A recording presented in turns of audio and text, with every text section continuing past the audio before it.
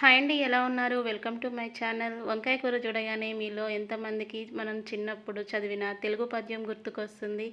అదేనండి, వంకాయ వంటి కూరయు పంకజముఖి సీత వంటి అనే తెలుగు పోయము మీకు గనక మొత్తం వచ్చినట్లయితే కామెంట్ రూపంలో తెలియచేయండి. ఈరోజు నేనైతే వంకాయ కూరలో పచ్చికారము పాలు పోసి వండిన చాలా బాగుంది. ఈ విధంగా మీరు ఒకవేళ ట్రై చేయకపోతే ట్రై చేయండి. తాలింపు వేసిన తర్వాత పచ్చికారం కూడా తాలింపులోనే వేసి అల్లం వెల్లుల్లి పేస్టు, పసుపు, టమాటా ముక్కలు యాడ్ చేసుకొని టమాటా ముక్కలు మొత్తం మగ్గిన తర్వాతనే వంకాయ ముక్కలు కూడా యాడ్ చేయాలి.